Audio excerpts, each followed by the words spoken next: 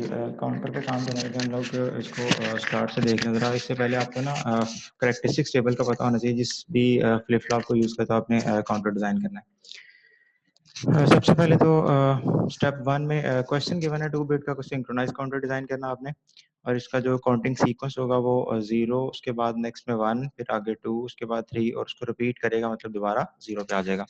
ये क्वेश्चन होगा और किससे आपने कर यूज़ करना है इसको जे के फ्लिप फ्लॉप को इस्तेमाल करके डिज़ाइन करना है। सबसे पहले देखें यहाँ पे हमारे पास स्टेप 1 क्या है, decide number of flip flops, कितने फ्लिप फ्लॉप जो इस्तेमाल होंगे वहाँ उसके लिए जो गिवन डिज़ाइन करना है काउंटर आपने 2 बिट्स है that's why number of bits पे डिपेंड करता है क्योंकि एक फ्लिप फ्लॉप हमने पढ़ा था कि 1 बिट उसको ना स्टोर कर सकता है।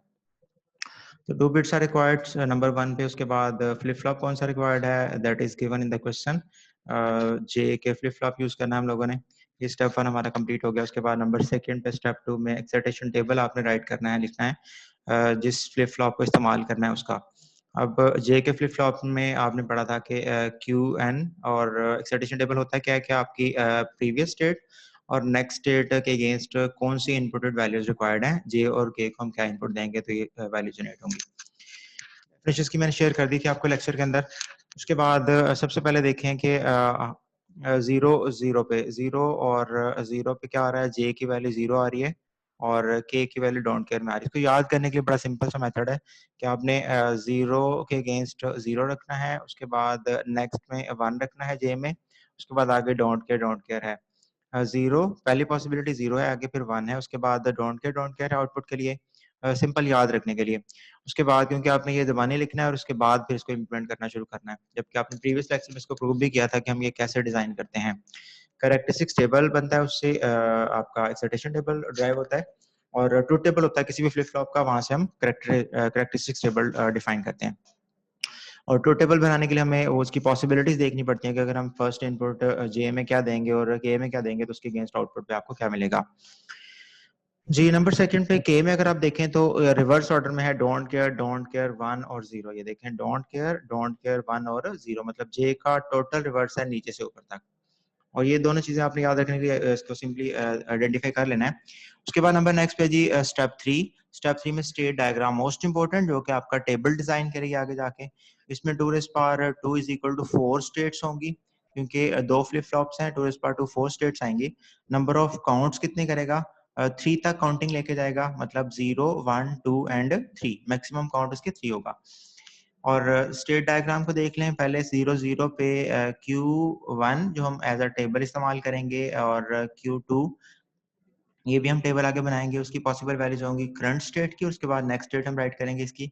Q उसको स्टैटिक भी कह सकते हैं, Q1 का स्टैटिक, Q2 का स्टैटिक, Q1 का प्लस भी कह सकते हैं और Q2 का प्लस भी कह सकते हैं नेक्स्ट स्टेट के लिए।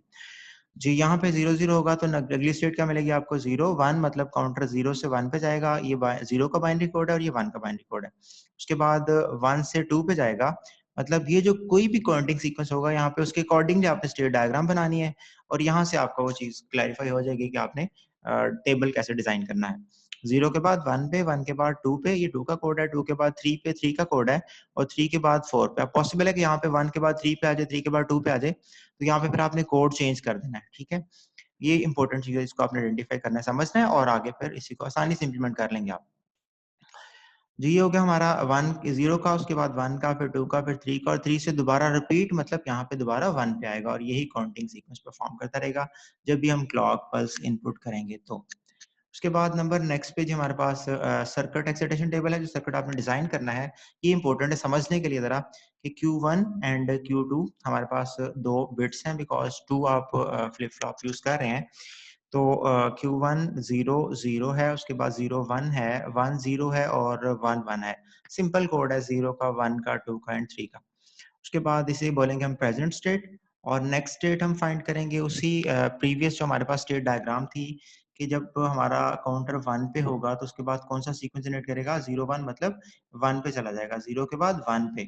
उसके बाद ये 1 का कोड है, 1 के बाद कहाँ पे जाएगा 2 पे, ये 2 का कोड है। उसके बाद 2 के ऊपर कहाँ पे जाएगा 3 पे।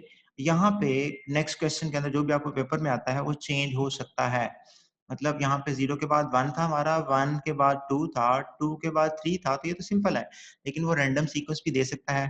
तो आपने फिर अगर सपोज करें यहाँ पे 2 के बाद वो यहाँ पे सॉरी 1 के बाद 3 होता, तो आप 0 1 के अगेंस्ट क्या लिखते? यहाँ 1 1 लिखते। तो इसको ज़रा आपने केयरफुली देखना है। उसके बाद 1 के बाद हमारा ये 2 का कोड है और 2 के बाद 3 पे गया था हमारा काउंटर।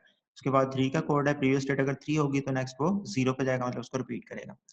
इसी को देखते हुए हमने ये वाली चीज़ डिफाइन करनी है और इसके लिए हमें उसका प्रीवियस जो एक्साइटेशन टेबल था वो रिक्वायर्ड था। Q1 और Q1 स्टैटिक, पहले कॉलम को हम डिस्कस करेंगे J1 के लिए और K1 के लिए। Q1 की वैल्यू अगर हमारे पास क्या होगी 0 और Q1 प्लस की वैल्यू 0 होगी, तो मतलब 0 और नेक्स्ट स्टेट 0 है, तो हमें J1 में क्या मिलेगा? यहाँ से हमें थोड़ा-सा प्रीवियस जाना पड़ेगा। देखें जी, हमारे पास Q ये प्रेजेंट स्टेट है और ये नेक्स्ट स्टेट है, तो 0 0 पे J की वैल्यू क्या होती है? 0। यहाँ पे देख लें, यहाँ पे 0 था और नेक्स्ट स्टेट में 0 था, तो हमें J1 में क्या मिला? 0 मिल गया, ठीक है? 1 और ये भी नेक्स्ट स्टेट 1 और ये J1 की वैल्यू हम फाइंड आउट कर रहे हैं। इस तरह 0 है प्रेजेंट स्टेट और नेक्स्ट स्टेट 1 है, तो J1 की वैल्यू क्या होगी? 0 और 1 के अगेंस्ट। यहाँ पे देखें 0 और 1 के अगेंस्ट क्या है? 1 है। और अगर हमें चीज़ याद हो तो हम सिंपल ये पुट कर सकते हैं कि 0 और 1 के अगेंस्ट क्या मिलेगा? कि हमें 1 मिल गया, ठीक है? जी, यहाँ पे 0 और 1, ये 0 है और ये 1 है, इसके अगेंस्ट हमें आउटपुट पे 1 मिल गया। नेक्स्ट 1 प्रेजेंट स्टेट और 1 नेक्स्ट स्टेट के अगेंस्ट क्या मिलेगा? यहाँ पे देख लें 1 प्रेजेंट स्टेट और 1 नेक्स्ट स्टेट, इसको नहीं आपने देखना, इसको 1 और 1 प्रेजेंट स्टेट भी 1 और नेक्स्ट स्टेट भी 1, तो डोंट केयर आ रहा है। जी, दोबारा से देखें, यहाँ पे 1 प्रेजेंट स्टेट हमारे पास क्या है? 1 और नेक्स्ट स्टेट हमारे पास क्या है? 1, उसके अगेंस्ट आपको डोंट केयर मिल रहा है। उसके बाद प्रेजेंट स्टेट 1 है और नेक्स्ट में 0 है, तो क्या आउटपुट होगी? प्रेजेंट स्टेट 1 है और नेक्स्ट में 0 है, तो भी डोंट केयर मिल रहा है यहाँ पे। तो इसलिए आपको एक एक्साइटेशन टेबल रिक्वायर्ड होता है किसी भी फ्लिप फ्लॉप का, इस टेबल को इम्प्लीमेंट करने के लिए जो सर्किट आप डिजाइन करने जा रहे हैं। जी, 1 प्रेजेंट स्टेट है और नेक्स्ट स्टेट हमारे पास 0 है, तो आउटपुट पे आपको J1 में क्या मिल रहा है? डोंट केयर मिल रहा है। इसी तरह से आपने K1 की वैल्यू को फाइंड आउट करना है कि अगर प्रेजेंट स्टेट 0 है और नेक्स्ट स्टेट 0 है, तो K की वैल्यू एक्साइटेशन टेबल के अंदर क्या होगी? 0 0 के अगेंस्ट। ये देखें जी 0 प्रेजेंट स्टेट, नेक्स्ट स्टेट भी 0, तो K में क्या है? Don't care. जी, यहाँ से प्रेजेंट स्टेट 0, नेक्स्ट स्टेट 0, तो K में डोंट केयर, ठीक है? उसके बाद अगर प्रेजेंट स्टेट 0 है और नेक्स्ट वैल्यू उठा लेते हैं, ये हमारे पास 0 और 1 के अगेंस्ट, 0 और 1 के अगेंस्ट K की वैल्यू क्या होगी? 0, ये 0 है और ये 1 है और K की value we don't care again दोबारा से, तो हम कह सकते हैं यहाँ पे 0 और 1 के अगेंस्ट यहाँ पे K की वैल्यू डोंट केयर में आ रही है, ठीक है? उसके बाद कॉम्बिनेशन क्या है 1 और 1 का, और ये लास्ट पॉसिबिलिटी हम देखेंगे इस वाले को नहीं बल्कि इसको, 1 और 1 के अगेंस्ट K की वैल्यू हमारे पास 0 है। जी, यहाँ पे 1 और 1 के अगेंस्ट K की वैल्यू 0, ये एक 0 लिख दिया हमने। उसके बाद 1 और 0 के against present state 1, next state 0 के अगेंस्ट K की वैल्यू क्या होगी? एक्साइटेशन टेबल में 1 और 0 के अगेंस्ट K की वैल्यू 1 है, तो 1 आपने राइट कर लेनी है।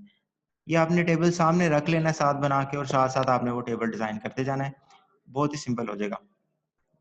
उसके बाद इसी तरह से J2 और K2 की वैल्यू फाइंड करनी, तो आपने Q2 और Q2 स्टैटिक को यूज़ करना है। मतलब 0 और 1 के अगेंस्ट, 0 और 1 के अगेंस्ट J की वैल्यू क्या है?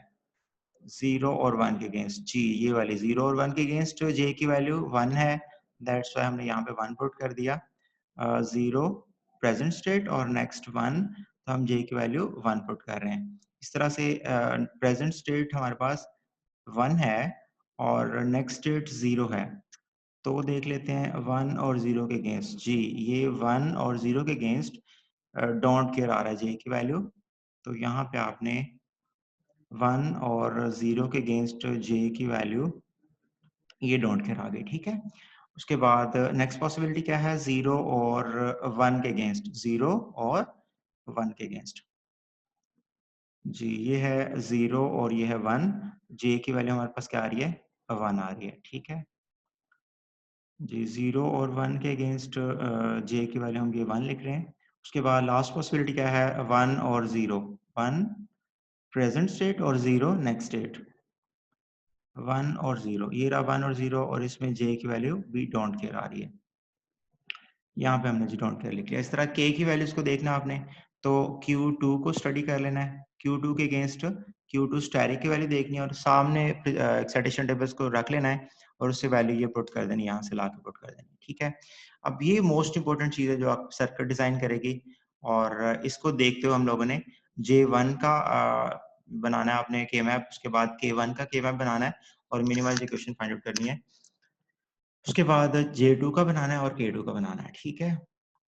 जी, सबसे पहले ऑब्टेन द सिंप्लीफाइड इक्वेशन, के मैप यूज करें हम लोग J1 के लिए, ये मैंने कॉलम J1 का लिख लिया हुआ है। 0 था, उसके बाद 1 था, फिर डोंट केयर था, डोंट केयर था, और यहाँ पे आ गया हमारे पास Q1 पहली इनपुट और यहाँ पे Q2 दूसरी इनपुट, ठीक है। जी, इसके अगेंस्ट हमें क्या मिल रहा है, पहले नंबर पे 0 0 पे हमें 0 मिल रहा है ये, उसके बाद 0 1 सेकंड कोड होता है, यहाँ पे क्या मिल रहा है 1 0 और 1 के अगेंस्ट 1 है, उसके बाद दोनों में डोंट केयर है, इधर भी डोंट केयर और इधर भी डोंट केयर। तो यहाँ से इन दोनों को आपने कंबाइन कर लेना है, वंस को कंबाइन करना होता है, डोंट केयर हम 0 भी इस्तेमाल कर सकते हैं और 1 भी। दोनों को कंबाइन किया तो लूप आपके पास बनी है वो है जी यहाँ पे j की वैल्यू, ये हमारे पास सॉरी J1 का हम इक्वेशन लिख रहे हैं, तो J1 इज इक्वल टू, यहाँ पे 1 किसकी वैल्यू है, ये है हमारे पास Q2, तो Q2 यहाँ पे 0 है, यहाँ पे 1 है और इस पूरे कॉलम में Q2 1 ही रहेगा, तो ये मीन्स कि Q2 आ गया यहाँ पे, ठीक है। और अगर हम Q1 में देखें तो इसकी वैल्यू चेंज हो रही है, पहले 0 है फिर 1 है, तो इस पूरे कॉलम में Q1 की वैल्यू चेंज हो रही है, दैट विल बी ड्रॉप, और Q2 आपके पास एज इट इज आ जाएगा क्योंकि वो 1 है। इसी तरह K1 का कॉलम हमने यहाँ पे उठा लिया है, K1 का डोंट केयर 0 और 1 था, और उसके अगेंस्ट हम देख लेते हैं कि हमारे पास कोड क्या पुट करना आपने, 0 0, ये हमने डोंट केयर पुट कर दिया दोनों में, और उसके बाद फिर 0 और 1, 0 1 नीचे रो में पुट कर दिया, और ये हमारा पहला इनपुट है Q1 और ये Q2। नंबर ऑफ पॉसिबिलिटी आपको पता है कि 0 और 1 होती है, और 0 1 सिंगल वेरिएबल के लिए। इसी तरह से जब हमने इसको सेलेक्ट किया इन दोनों को, पूरे कॉलम को, यहाँ पे हमारे पास Q2 की वैल्यू अगेन 1 आ रही है दोनों कॉलम में, Q1 यहाँ पे स्किप हो रहा है बिकॉज इट्स वैल्यू चेंज जो वेरिएबल होता है उसको हम के मैप पे ड्रॉप कर देते हैं, स्किप हो जाता है, और यहाँ पे K1 भी Q2 के बराबर आ गया। अब आपने सर्किट डिजाइन करना है, इसी को इस्तेमाल करते हुए दो फ्लिप फ्लॉप यूज कर लेने, सॉरी एक दो कॉलम हो रहा है हमारे पास J2 एंड K2, तो उसका नेक्स्ट में देख लें, और उसके अकॉर्डिंगली फिर आपने फ्लिप फ्लॉप को कनेक्ट कर देना है जी। यहाँ पे J2 के लिए और J2 की भी पॉसिबल कॉम्बिनेशन हमने यहाँ पे टेबल से उठा के जो पीछे दिया हुआ है सर्किट एक्साइटेशन टेबल में बनाया था, उसमें से उसकी वैल्यू पुट कर ली है, और यहाँ पे आ रही है 1, उसके बाद 0, ये मैं आपको यहाँ से दिखा देता हूँ हम कहाँ से पिक कर रहे हैं J2 की वैल्यू। ये J2 का column 1 don't care 1 don't care जी, 1 डोंट केयर 1 डोंट केयर, ये देखें 1 डोंट केयर और 1 डोंट केयर, और ये चार पूरा बॉक्स बन गया है, और J2 की वैल्यू हमारे पास क्या आ जाएगी, ओनली 1, मतलब दोनों वेरिएबल रिड्यूस हो जाएंगे, बिकॉज आपको बताया था कि अगर चार बॉक्स बनते हैं तो 2 रेज़ पावर 2 दो वेरिएबल स्किप हो जाते हैं, तो ये Q1 और Q2 दोनों स्किप हो गए और वैल्यू हमारे पास क्या आ गई 1। इसी तरह से K2 के लिए हमने डिजाइन किया, तो K2 की वैल्यू यहाँ से देख लेते हैं क्या है, डोंट केयर 1 डोंट केयर 1, ये डोंट केयर से स्टार्ट हो रही है, तो यहाँ पे देखें जी डोंट केयर 1,